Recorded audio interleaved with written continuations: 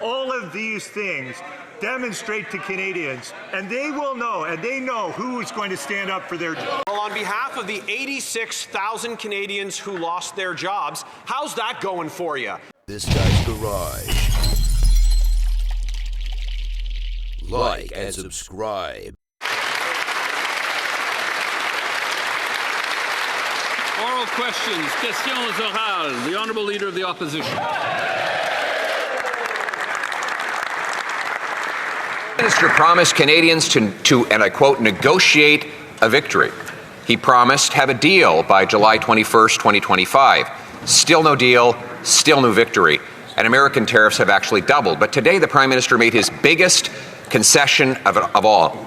He promised to push $1 trillion of investment out of Canada into the United States of America, which will drive down Canadian wages and Canadian jobs.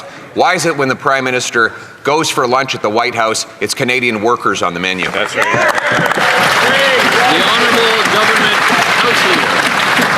Mr. Speaker, the Prime Minister and his colleagues are at the White House today, advancing Canada's interests, advancing Canada's trade interests, advancing our interests in foreign policy generally. And I know that the hopes of all Canadians accompany our Prime Minister to those meetings where he will very, very clearly defend the rights of Canadian workers and of the Canadian economy. I sure hope the Leader of the Opposition is among those Canadians.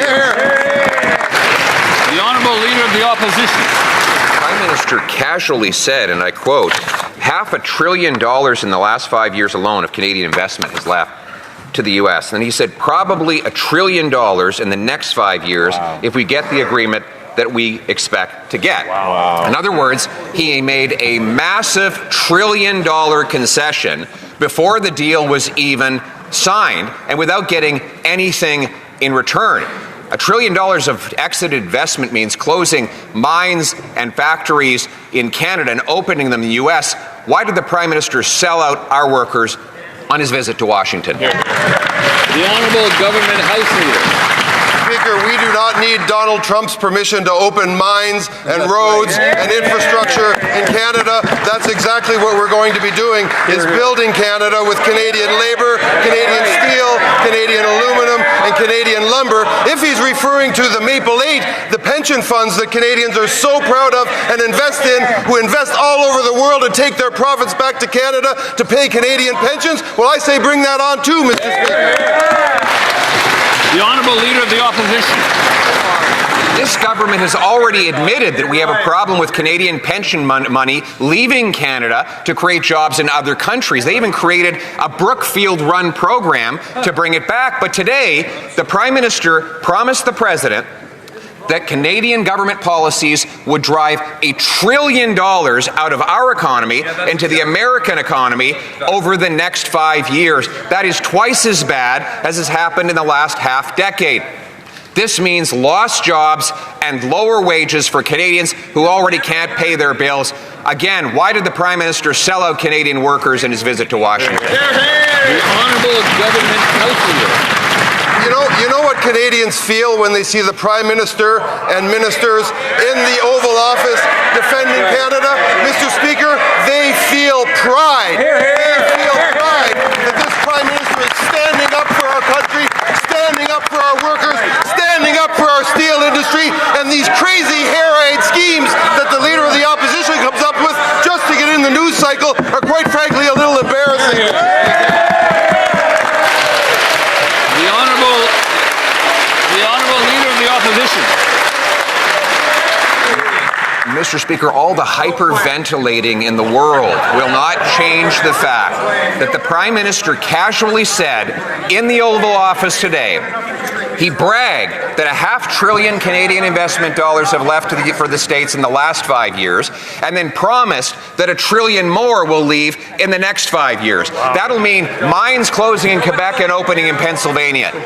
It'll mean mills closing in BC and opening in Washington State, factories closing in Ontario and going to Michigan. Why is it that the Prime Minister sells out Canadian workers, Canadian jobs, and Canadian investments in the White House?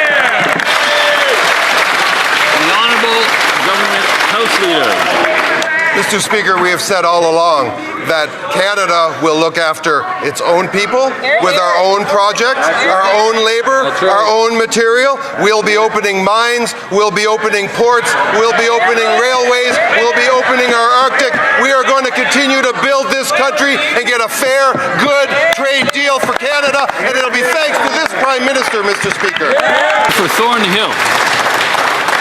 This is the news coming out of the White House today for many Canadians. Canadians put their faith in the Prime Minister because they believed that he'd fight for them, for their jobs, for their paychecks, and for their families. But they were false promises, because months after he promised a deal, we still have no deal. Instead, we have the fastest shrinking G7 economy. We have 86,000 more people out of work, and now $1 trillion flowing out of Canada with tariffs that are higher, not lower. So does the Prime Minister realize that his broken promises have real consequences for Canadians? The Honourable Parliamentary Secretary to the Minister of Industry. Thank you, Mr. Speaker, and that's exactly why we're working to protect jobs, to create jobs, and to keep and attract the best talent here in Canada. And we've got a number of responses. We've got the Strategic Response Fund that is working across sectors. We're building major projects with Canadian steel, Canadian lumber, our Build Canada Homes project, which is bringing tens of thousands of homes across Canada using Canadian products, Canadian workers, Canadian union labor. We'll always be there for our workers and our businesses. Thank you. The Honourable Member for Thornhill. None of that is working because there's 86,000 Canadians out of a job today, and they must know that this isn't about politics. It's about people. People who believed that this Prime Minister said he would stand up for them. He danced around with his elbows in the sky. He promised every Canadian that he would fight. This is about workers who have seen their shifts cut, their costs rise, and their hope fade, all because there's $1 trillion going southbound instead of being invested here in Canada. All they wanted for him was to keep his word. Why won't he? The Honourable Parliamentary Secretary to the Minister of Industry. Monsieur le Président, je vous rappelle. Mr. Speaker, first of all, this trade war was started by the U.S. They are the ones who started it. And how are we reacting? We are reacting by helping our businesses. 2 weeks ago, I had announced 500 jobs in Varennes. Then I announced 300 jobs in Sorel. The Honourable Member for Calgary East.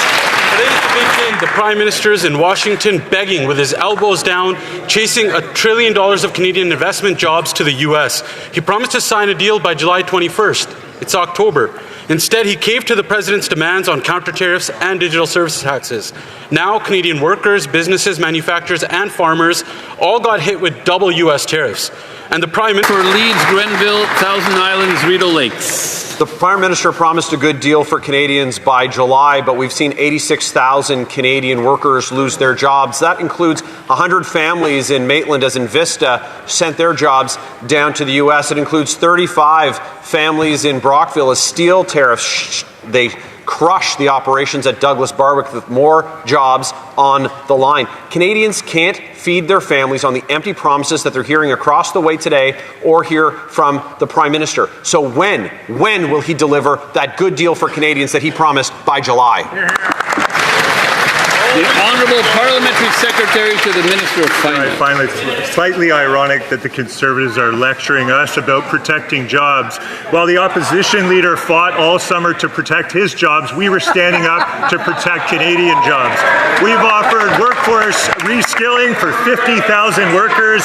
A strategic response fund of $5 billion will provide flexible financing to help firms adapt to tariffs. We've launched and moved forward on a Buy Canadian policy, liquidity relief, regional tariff response initiative, and a remissions framework. All of these things demonstrate to Canadians, and they will know, and they know who's going to stand up for their jobs. The Honourable Member for Leeds, Grenville, Thousand Islands, Rideau Lakes. Well, on behalf of the 86,000 Canadians who lost their jobs, how's that going for you? Because I want to know, as Canada has the fastest shrinking economy in the G7, with $52 billion of net investment fleeing Canada, we want to know, Mr. Speaker, to the member opposite, what is their plan? Canadians can't feed their families with these empty promises. This Prime Minister promised that deal. Instead, he's down in Washington gushing over Donald Trump as investment flees our country at a record pace. What are they doing for Canadians who are out of work? The honourable Parliamentary Secretary to the Minister of Finance. Famous words of Helen Keller, pathetic is the man who has sight but no vision. I would suggest to Canadians that the Conservative Party has no vision for the future of Canada's economy. This party got elected on a mandate to build Canada strong, to protect Canadian jobs. That's exactly what we're doing.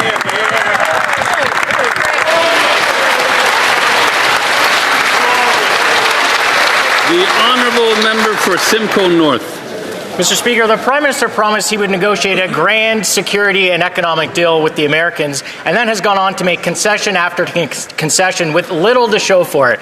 He cancelled the DST, he cancelled reciprocal tariffs, he withdrew complaints on softwood lumber. Now he's gushing over the President of the U.S., calling him a transformative leader once again, and what does Canada have to show for it? When will this Prime Minister keep his promise to Canadians and deliver a deal to secure a deal with the Americans? Hear, hear. The Honourable Secretary of State for Financial Institutions. Mr. Speaker, while the Conservative leader was busy this summer trying to get back the only job he ever had, we crisscrossed the country listening to Canadians. We got feedback from Canadians. On November 4th, Mr. Speaker, we are going to table a disciplined budget that is going to spend less, invest more, create thousands and thousands of good-paying jobs. This is what a government looks like that's going to build Canada strong. Thank you, Mr. Speaker. The honourable member for Simcoe North. Mr. Speaker, a disciplined budget. The deficit has doubled. Almost 100,000 Canadians are now out of work. They still don't have a deal with the American auto office. So when will he actually deliver on his promise to secure a deal with the Americans? Absolutely. The Honourable Secretary of State for Financial Mr. Speaker, as we go door to door on this side, what we're hearing back from Canadians is crystal clear. Canadians they compared between a leader with world-class experience versus a leader that's never had a job outside the House of Commons.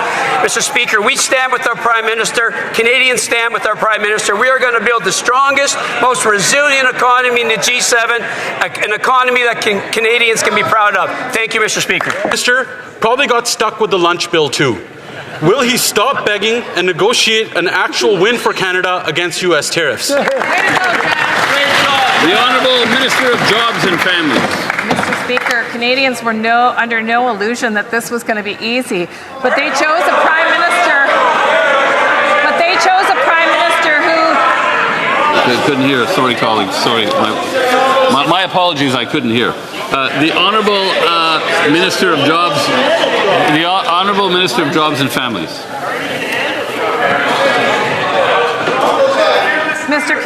Mr. Speaker, Canadians were under no illusion that this would be easy.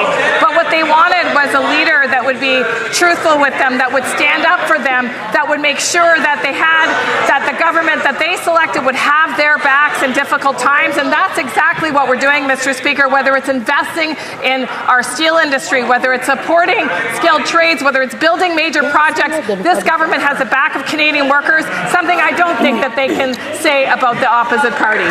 The Honourable Member for Calgary East. Yeah, Canadians were promised one thing, but the bait and switch left them with a leader that's elbows and knees down now. And the Liberals can't get their story straight on the economy. First, they blamed Trump's tariffs on having the fastest shrinking economy in the G7. Now they claim they got the best deal on tariffs with the U.S. It doesn't add up. And since the Prime Minister took office, he's doubled the deficit, chased $52 billion of investment into the U.S., and now another trillion, and 86,000 Canadians have lost their jobs. Why? Is it because the Prime Minister has failed trade diplomacy, has failed economic policy, or both? The Honourable Secretary of State for Financial Institutions. Mr. Speaker, when Canadians Canadians compared leaders. They had a choice between a world-class leader, world-class economic and business experience, versus a leader with none. On November 4th, we're going to table a disciplined budget that is going to create jobs. You want to talk about job creation, Mr. Speaker? The only job the leader opposite has ever created was the one he left open for the member for Carleton in the last election. Thank you, Mr. Speaker.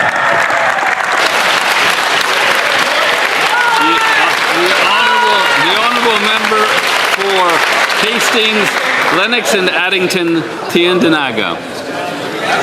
This Prime Minister is a man of sharp contrasts. He vowed to deliver the strongest G7 economy. We have the weakest. He promised thousands of new jobs. 86,000 Canadians have lost theirs. He said he would negotiate a win with the United States. Instead, weak negotiations dressed up as a victory. Mr. Speaker, they talk a big game about having the best deal. It's quite the contrary. Is this failure the result of economic mismanagement, his diplomatic incompetence, or both? Yeah! The Honourable Minister of Jobs and Families. Mr. Speaker, about incompetence for a member opposite to not understand why CUSMA gives us the best deal in the world is sheer incompetence in Canadian politics. But what I will say, Mr. Speaker, is that this government is solely focused on the success of Canadians, whether it's investing in the kinds of projects that will create great jobs, making sure people have the skills to be able to take those jobs, and supporting Canadians in good times and in bad. Canadians know that this Liberal government has their back, and they're really not very sure about those guys. The Prime Minister bragged that he could handle President Trump. He promised to negotiate a win. He said he would have a deal done by July 21st. Well, it's October, and not only is there no win, but the Prime Minister keeps losing. Despite giving concession after concession to the Americans, softwood lumber tariffs have doubled since he took office. His failure to do what he said he would do has already cost hundreds of forestry jobs and put thousands more at risk in BC alone. Why has the Prime Minister abandoned our softwood lumber workers and broken his promise to get a deal done?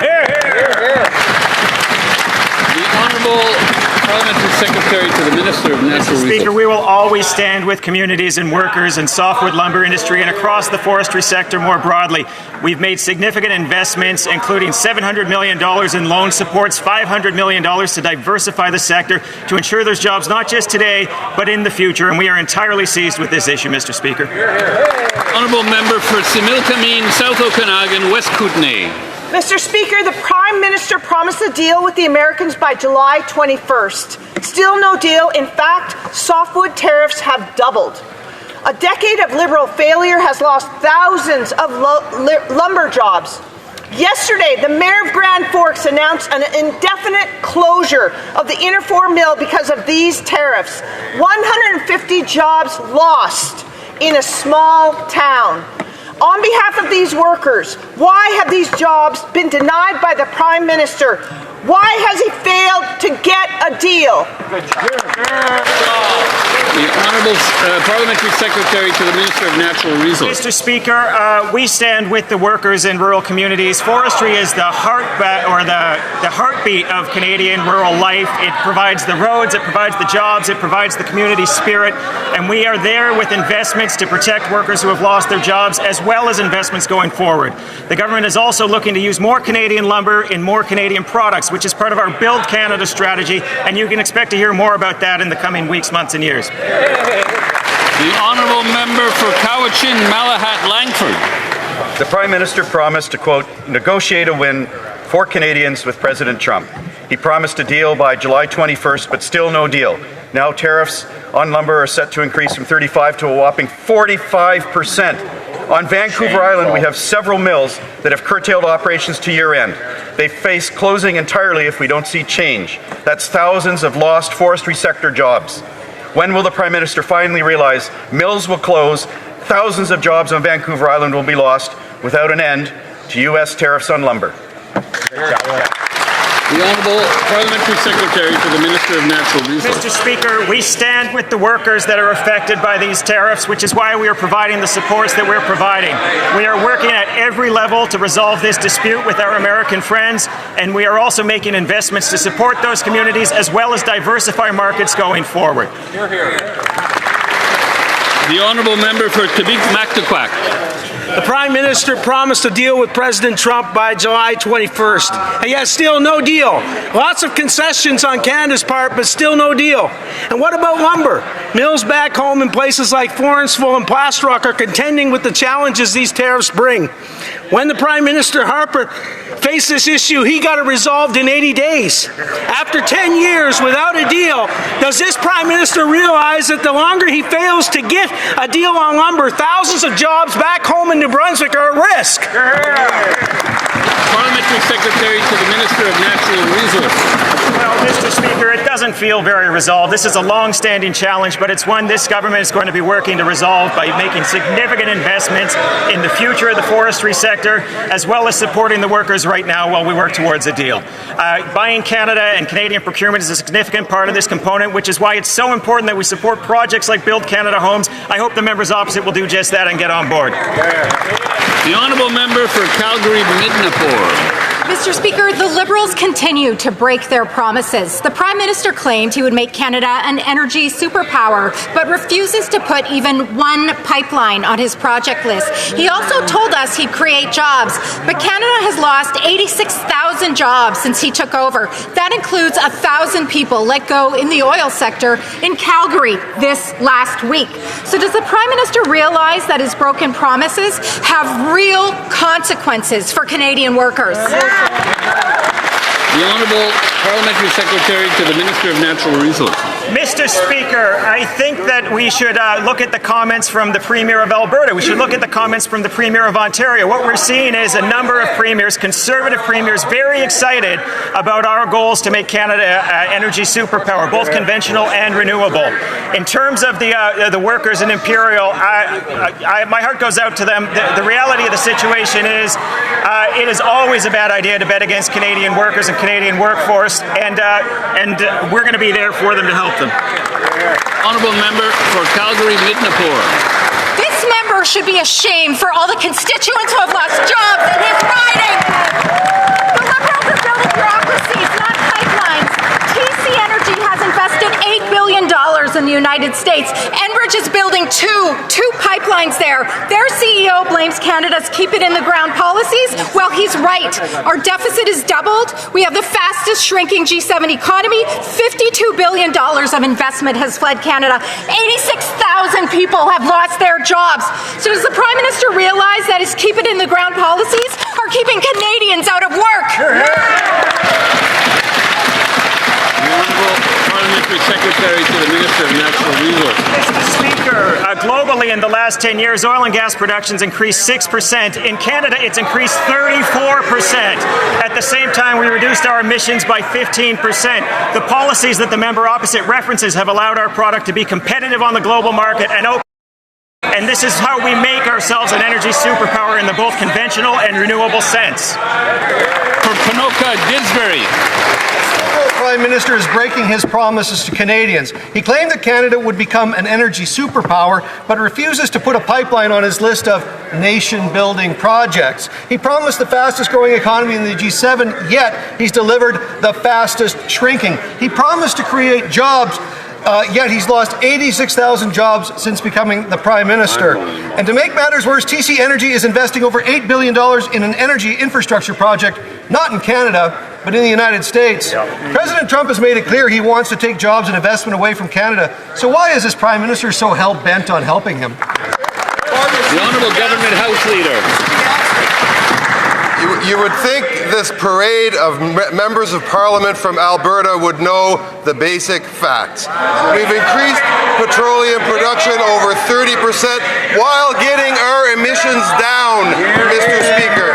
We built a pipeline to the West Coast, increasing our oil exports, something he and Stephen Harper could never do. We are getting Canada's GDP up. We are creating opportunities in Canada's resource sector. MPs from Alberta should know the difference, Mr. Speaker. The Honourable Member for Ponoka-Didsbury.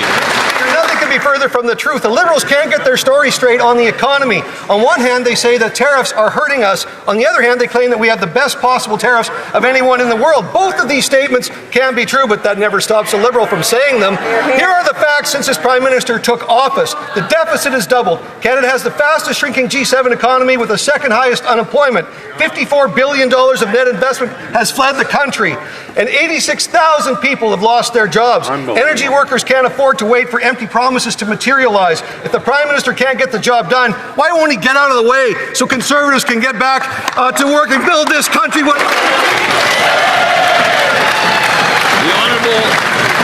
Honourable Parliamentary Secretary to the Minister of Industry.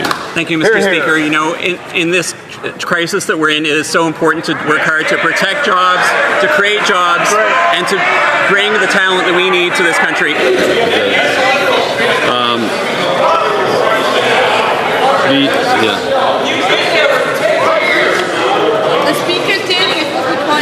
The Honourable Parliamentary Secretary can take it from the top. We were elected, Mr. Speaker, to protect jobs, to create jobs, and to foster the best job-creating situation in the G7, and that's exactly what we're doing. That's right. And we have to defend ourselves in the United States, but meanwhile, we're working hard with Build Canada Homes, using Canadian steel, Canadian lumber, with the most aggressive Buy Canadian procurement policy that this country's ever seen, with new protections for workers, with a strategic response fund. Mr. Speaker, we'll always be there for workers and businesses. The Honourable Member for Bow River. Mr. Speaker, another Alberta MP here watching $1 trillion going out of the country. The Prime Minister keeps breaking his promises. He said Canada would be an energy superpower, yet will not greenlight a single pipeline. He promised the fastest growing economy in the G7, but now he got the fastest shrinking. He said he would create jobs, but 86,000 are gone. Enbridge is calling out the Liberal anti-energy policy and is building 2 new pipelines in the United States. Does the Prime Minister understand that his war on Canadian energy is sending good-paying jobs to the U.S.? Hear, hear. The Honourable Government House Leader. Well, once again, it falls on the lowly old MP for Gatineau, Quebec, to point out some Alberta truths to the Alberta members over there. Someone's got to build a pipeline to Tidewater. We are increasing Canada's GDP. We're getting the world price to benefit the workers in the resource industry in Alberta. And if he doesn't believe it, you know what? I'll get him Danielle Smith's phone number and he can ask her.